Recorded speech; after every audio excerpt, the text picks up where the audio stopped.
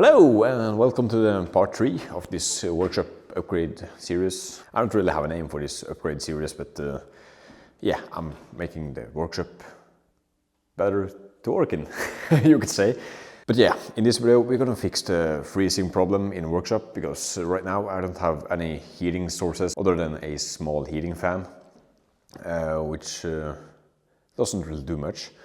And I also can't leave it on because it doesn't have a thermostat. So we need a other heating source. But luckily in the other room of the workshop we have this heating pump, or air condition you could say.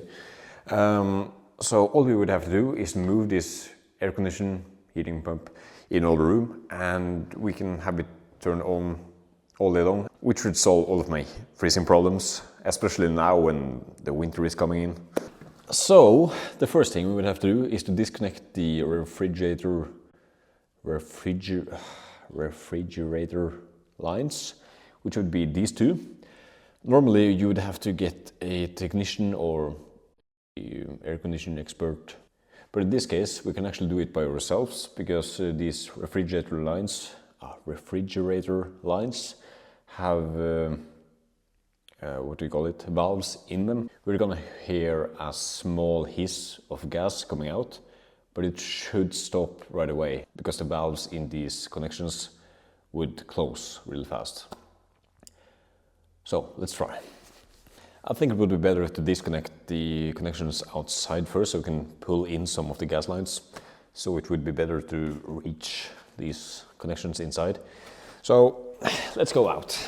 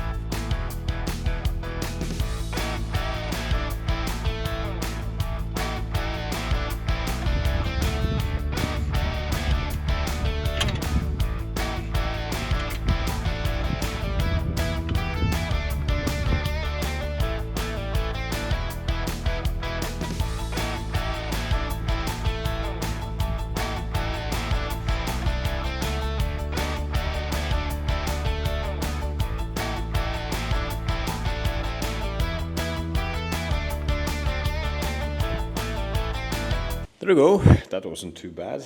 It only took around 3 hours. So now the air conditioning system is ready for refilling and vacuuming, so we get all of the air out. But for now, I'm gonna go to bed.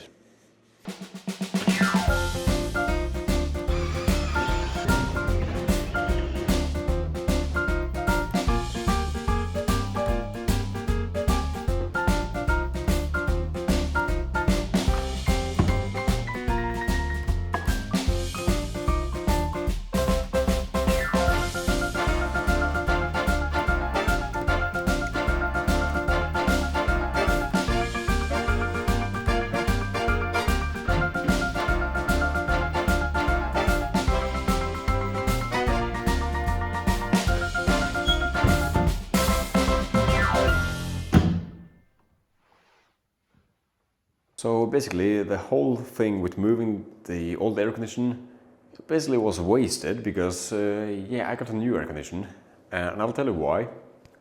Or I'll tell you the story because yeah, a lot happened. I was meant to use the original air condition, but that didn't happen. So what I was supposed to do was move the old air condition so I could get the air conditioning in here, which you know. But what I was wrong about was the valves in the connections. I said that those would close when I opened them, but they didn't.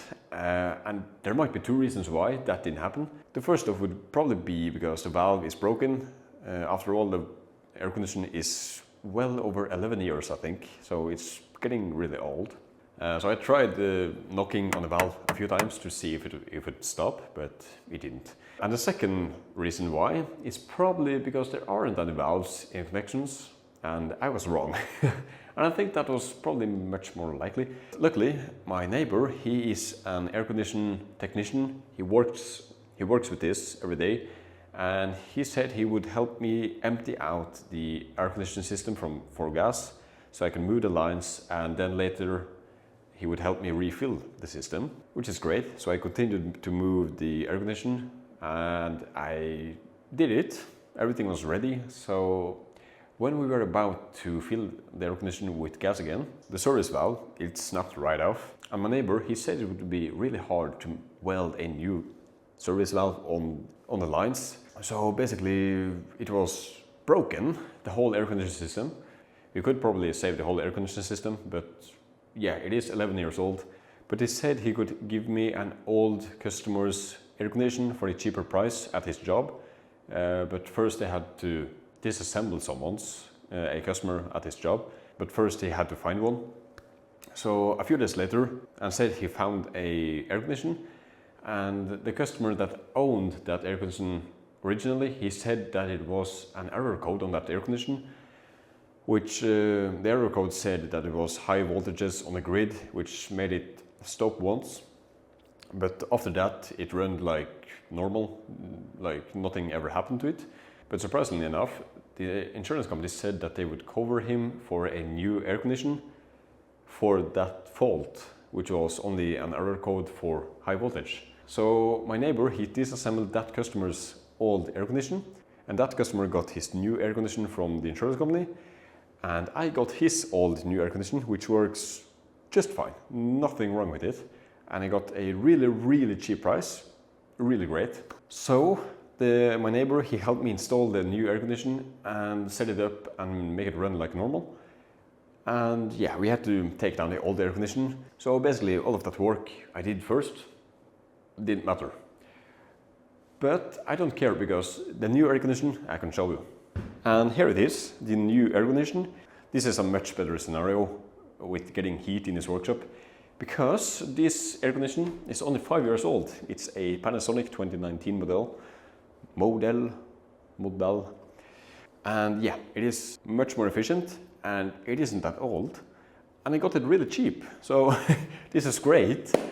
So now I can just leave this on 18 degrees all the time, and every time I have some work done here, a project I want to continue on, there's always around 18 to 20 degrees down here, which is great. It's perfect because now outside it is 2 degrees, which means it would probably have been 2 degrees in here. So this is great. I finally got heat in here just before the winter. So there we have it, the bizarre story of how I got an air conditioner in this workshop, or more like how I got heat in here. So I'll see you in 2 weeks when we get more storage space and stuff like that in part 4 of this series, and it's going to be the last episode, finally. So, goodbye.